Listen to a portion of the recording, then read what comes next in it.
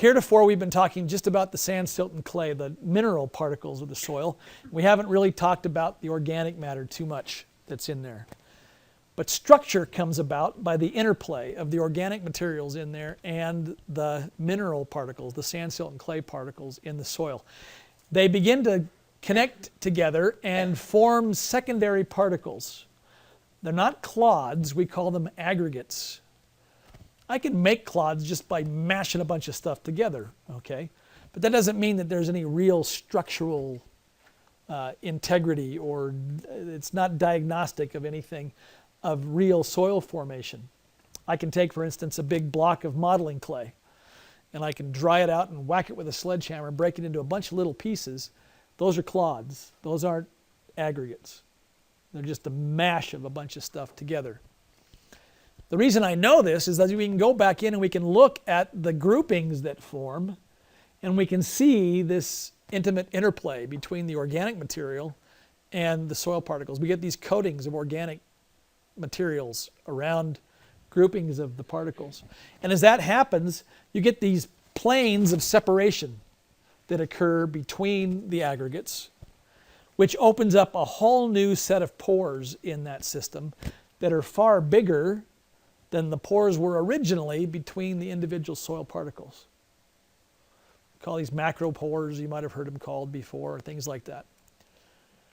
And those pores then allow for a lot more transfer of air and water into and out of that system, more than would have been allowed between the individual pores there. And then that stuff, the air and water, can seep into and exchange within these other aggregates that are there and retained for later use by plants and animals in the system. You have seen an unstructured and a structured environment before, but you may not have known that it was indicative of soil formation. We've seen a flooded area that brought in a lot of clay that was all just kind of hanging out together, and it settled in a spot, and that's fairly what we call massive. There's really no structure to that. This is a fairly uninviting environment to anything that might be growing in that or trying to. But underneath your lawn, if you pulled it up, you probably noticed that you've got this real crumbly, granular structure that occurs, and you'll see it everywhere you go underneath the turf. You got a fibrous root system, a lot of turnover in terms of organic material, a lot of interplay with the organic material in that surface horizon with the soil material that's there.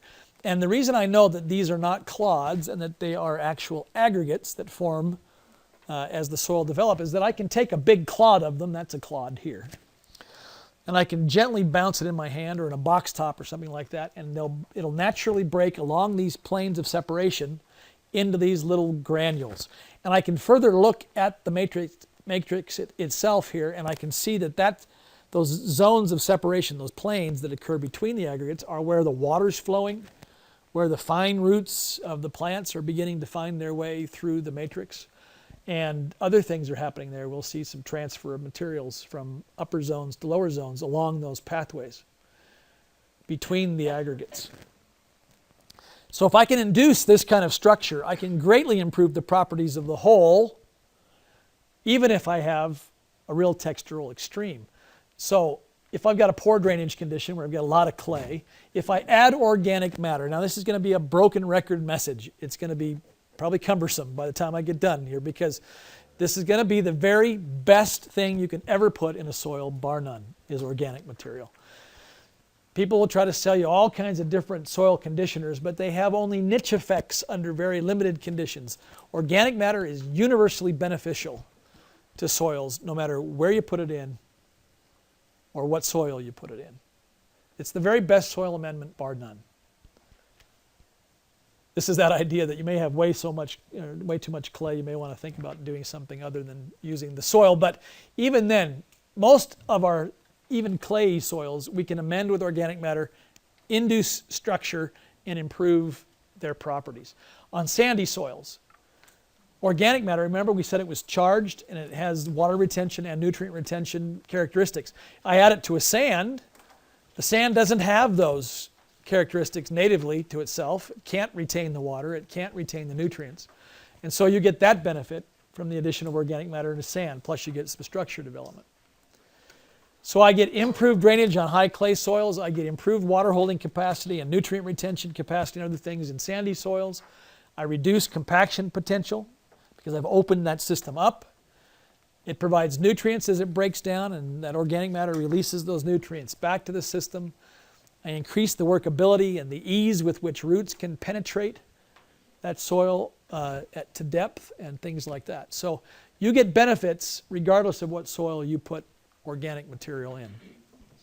Which immediately then begs the question, well, what is organic matter? What can I go find that I can use as an amendment? And as long as it's something that was plant-based, somewhere along its life cycle it was a plant, okay?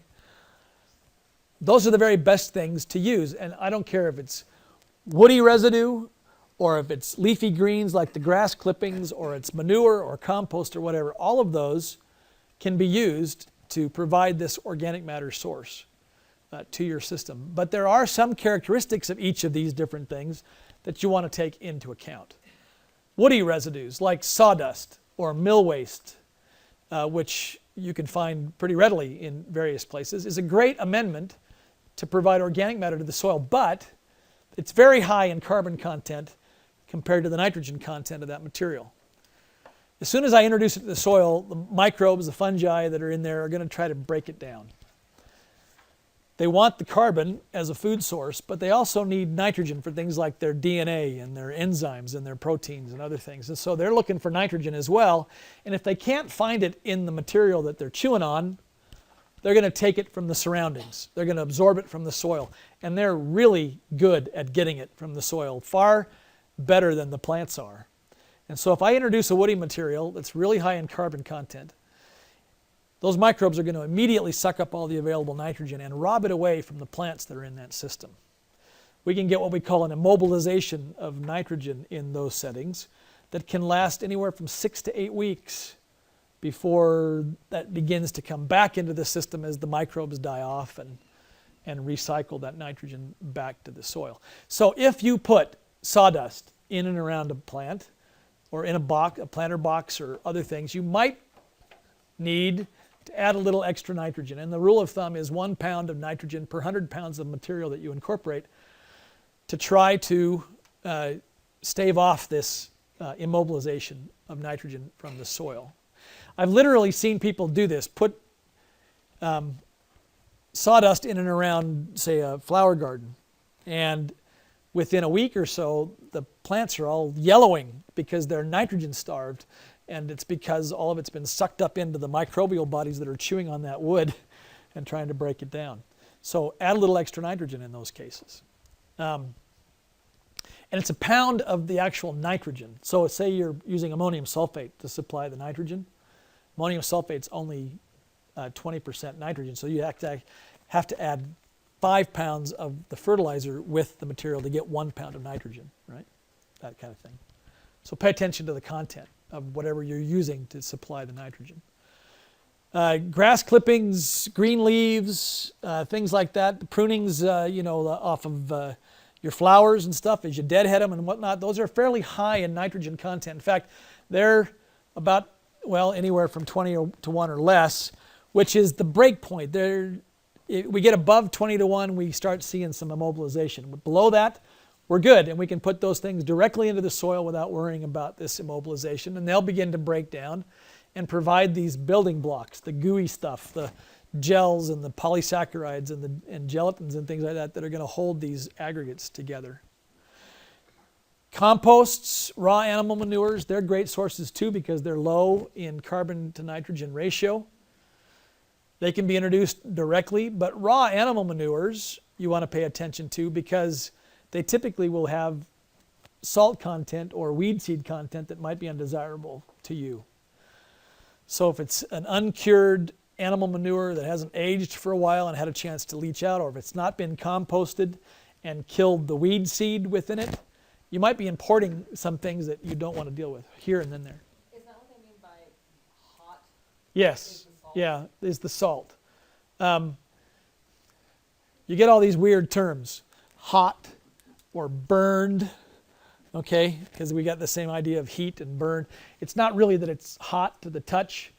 what it is it high enough in salt that it dries things out. It desiccates it, so it gets that kind of scorched appearance when you put it in with a plant. So watch out that that's not the case. If it's been well composted and it's had a chance to age a little bit, it's had a chance to leach, we typically don't have that problem with the material. Yeah. I'm sorry, I forgot your question. Need extra nitrogen, like, They do not. Yeah. don't put a whole bunch of leaves on, it doesn't need extra. Except if they're fall leaves, that's a different thing altogether. What happens to a tree in the fall? It's preparing for winter, right? So it extracts the nitrogen out of the leaves and translocates it back to the roots as it goes dormant. And so fall leaves have had the nitrogen sucked out of them. So the fall leaves are typically a lot higher in carbon content than would be if you were, getting leaves off of a branch that you just trimmed off of a tree or something in the summer. In the fall, when you put the leaves there. Yeah, you would want a little extra in that case, or compost those and bring that composting. The reason we do that is not only to reduce the volume of material as it breaks down, but also to narrow the carbon to nitrogen ratio, which happens in the composting process. So if you've got a lot of fall leaves like I do from 6 cottonwood trees and 2 honey locust trees, a lot of leaves that fall, I put all of that in the compost and I break that down, and then it's ready in the spring to go straight into the soil without having to add any extra nitrogen. You had a question up here. Well, more of a comment. I was told when I was doing my yard, because I did my landscaping last year, to not use steer manure because they add so much salt to their diets to make them gain weight, but to use only dairy. But if it's been cured and it's been composted and had a chance to leach, that's fine. But pay attention to that. If it's raw material, it is. In fact, let me give you a quick rundown. I had all the ag agents in the state when I first got back here about 10 years ago do me a part of a project, and I said, I called my APB for poop. So they went out and found as many different animal poop samples as they could find, whether it was composted or raw, and they sent them to the laboratory, and we had the kids analyze them. I didn't. We had the kids do it. Within about 2 weeks, we got about 200 samples from around the state of every kind of animal manure you could find. Poultry manure, commercial poultry manure, is the highest in salt content, but it's also very high in nitrogen content. And because of the mineral diet, they're trying to control the uniformity of the eggshells and the strength of the eggshells, and so they really push the mineral diet, and it comes through in the waste stream. So we end up with mineral salts in the manure. If it's been composted, like the Nutrimulch stuff, the turkey stuff that you get over from Sanpete County, it's had a chance to age and be leached, and it's not really that bad. The next one down was dairy manure for the same reason. High mineral diet, lots of salts in the waste stream. The next one was steer manure. And the next one down, and actually down low enough that it wasn't a problem, was horse. But the very best combination that we found of low salt, high nitrogen was goat manure. So if you have any goats, they're really good, okay? If you've got homegrown chickens, you're not driving the mineral diet like they do in the layer facility. And so that manure can go straight in. It's high in nitrogen content.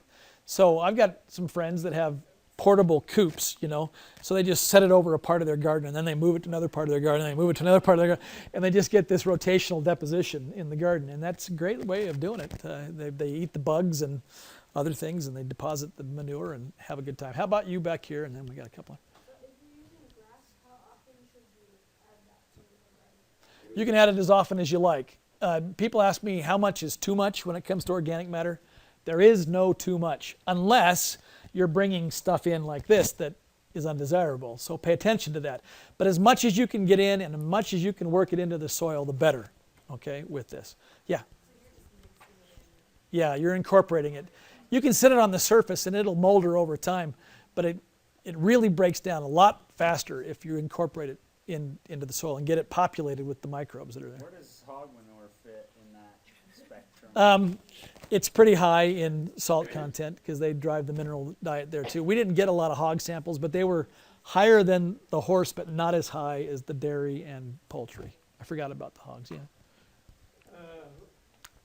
We always hear from all these people that are trying to sell all these different kinds of pills and drinks and everything, that they have to have all these supplements because the soils have been depleted of all their things, and they only get 10% of what they used to eat years ago.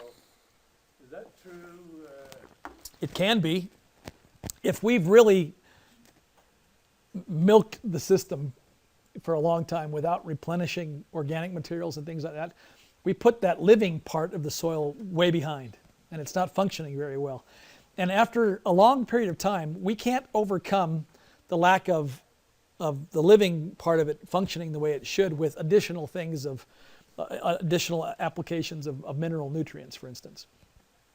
So we have to build that living base back up again and replenish that. Now, the best way to do that is with raw organic materials like this. Now, some of these materials that people will sell you, things like, how many of you have heard of humic and fulvic acids and some of this lignite clay that they, or not clay, but coal, the soft coal stuff that they'll mine out of the mountains over in Emery County.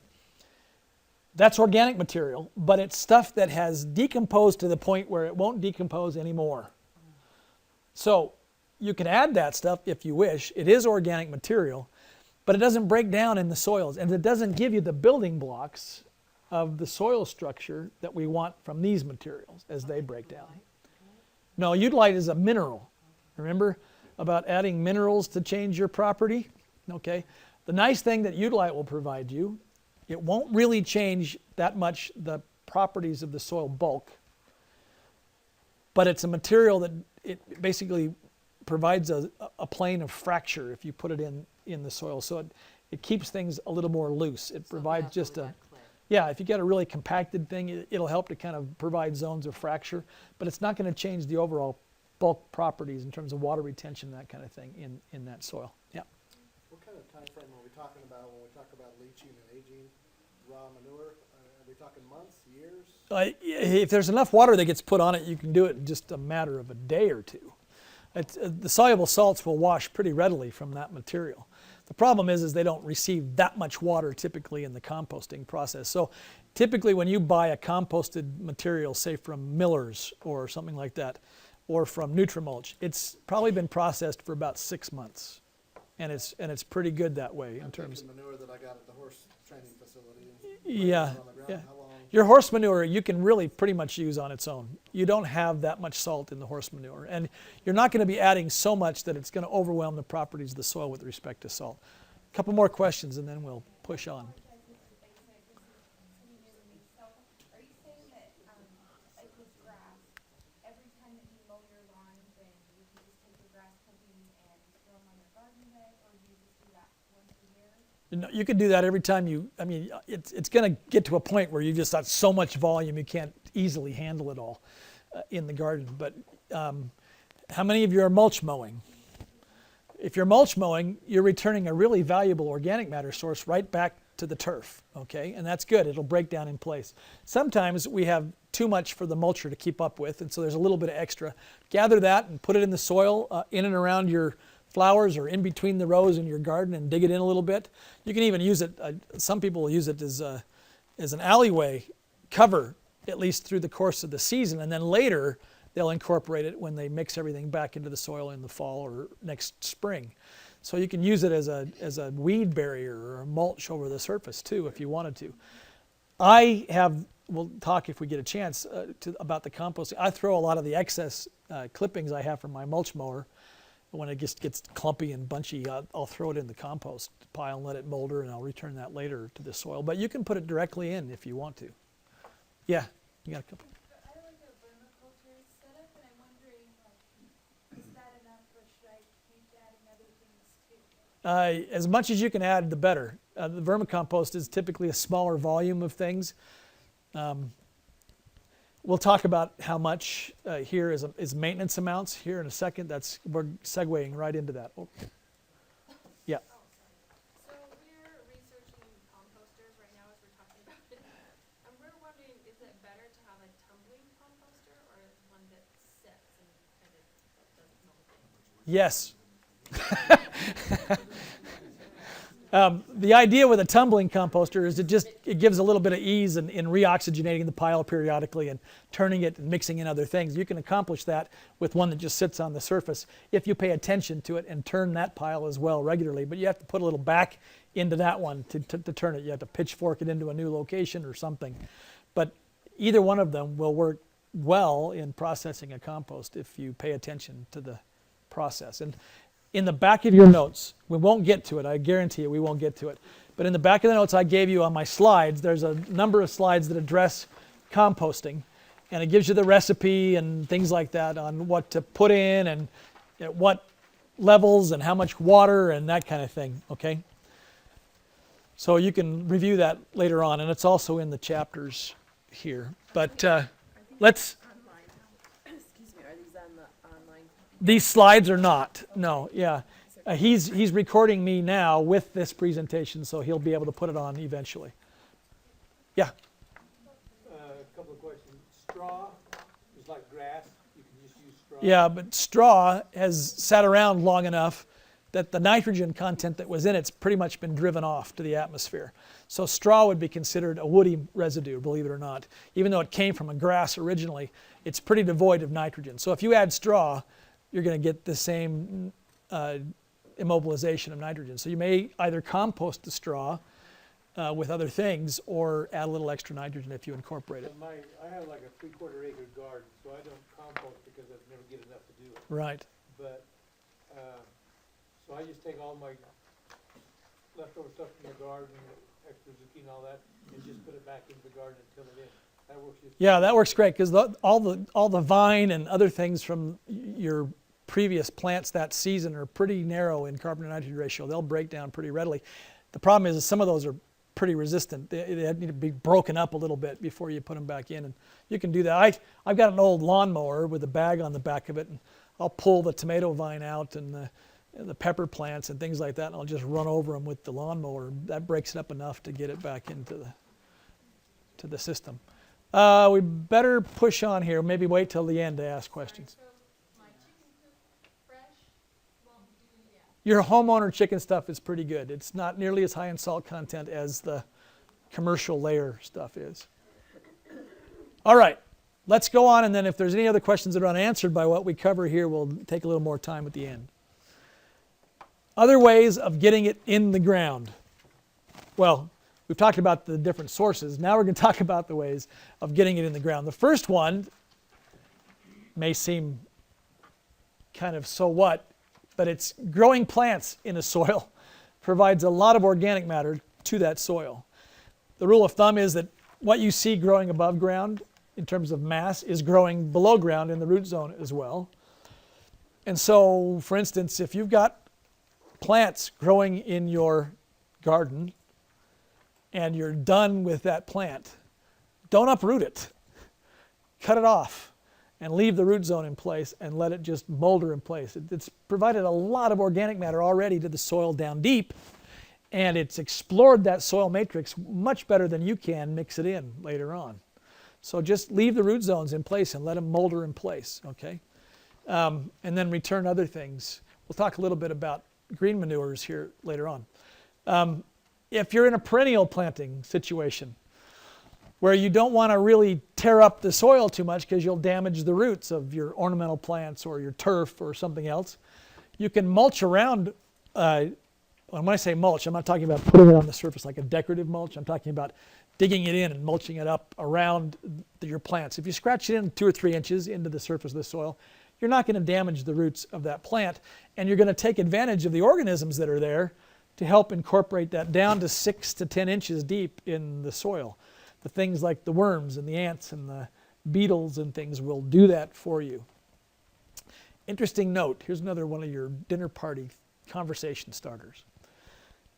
In temperate environments like we find ourselves here, fully 10% of the biomass of our environment is ants.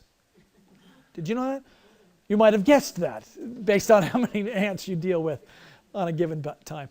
You see an anthill and you go out there and you spray it to get rid of the ants. Well, you've mildly annoyed a few of them. Okay? What you can see on this surface is nothing about what's going on below. They'll move somewhere else where you can't see them for a while and do their thing. Okay? But they're constantly cycling stuff. They're churning the soil. They're taking organic matter from the surface down into their dens because they're growing fungus on that organic matter to feed the rest of the colony. Okay? There's this interesting farming thing that a lot of the ants will do that we don't see going on, and they're incorporating that organic matter constantly. So they don't hurt our garden or anything? There's a few species that'll chew on roots or the leaves and things like that. You want to pay attention to like the leaf cutters and stuff. You don't necessarily want those around. But most of the ant species that we have aren't really bothering your plants that much. They're just churning stuff up, okay? So, like I said, you're not going to really get rid of them very much. You're just going to make them move a little bit out of sight. In tropical environments, 20% of the biomass is ants. That's pretty amazing. They're one of the chief breakdowners, macroscopic breakdowners of the environment. They just really work on stuff. In areas where you have a chance on an annual basis to incorporate stuff, you can do it. But we're going to talk a little bit about, mechanical mixing and things of soils. As you might expect, if I put too much mechanical energy into a soil, what am I going to do to the aggregates? I'm going to physically break them down. So I want to be careful I don't do that too much. Take advantage of the opportunity to mix organic materials in, but not so much that I cause more problem than I'm resolving. And we'll talk about what those breakpoints are here. How much? We don't have enough. And like I said, there is no too much. So add as much as you possibly can. Here's some good rules of thumb. On a turf, you can't put a really thick layer on a turf. Otherwise, you shade the turf out and you cause all kinds of problems with the growing of the plant. So 1/4 to 1/2 inch once a year in the spring or the fall, it doesn't really matter. You can put that on and you can rake it down in so it gets down below the canopy and down onto the soil surface. And it'll break down and release soluble materials that'll then infiltrate into the upper reaches of the profile. That's a really good way to add it on a perennial planting. The rest of what you need in a turf is pretty much cycled back by the turf itself with leaf fall and root decay and things like that. On an annual planting area where you're able to mix it in, 1 inch on the soil surface then incorporated into the soil is a maintenance amount. That's about how much will decompose and be burned up over the course of a year in our soils. So if you're not putting at least that much back into the soil, what's happening to the organic matter content over time? It's going down, which means the stability of your aggregates is going down, which means the life and thriving function of the living material that's there in your soil is also suffering. And so we want to put at least that much in if we can. If we're starting with a new planting, a new turf area, a new landscape or whatever, 2 to 3 inches is a minimum of a material low in salt and weed seed and that kind of thing in order to get that system kick-started towards the structure development that we want. Yeah. Are you talking about like new construction, or like this year we brought in 4 inches of topsoil to our entire backyard? Is that the topsoil that I need to work with, or is that the... That's organic material that you're incorporating into whatever existing soil you have. That you need that much organic material, not just the soil, but the organic material itself. So even though I added brand new actual topsoil because all I had was a construction craft, I still need to add... You still should add organic matter into that to kickstart the structure formation. Yeah. The rule of thumb here is that 3 cubic yards spread out over 1,000 square feet will give you an inch deep layer on that. So you're talking about a fair amount. I mean, you're talking about 1/3 of an acre at 10,000 to 15,000 square feet. You're going to need 10 or 15 times that amount to get an inch over the whole area, but that's not what we typically deal with. But that just kind of gives you an idea.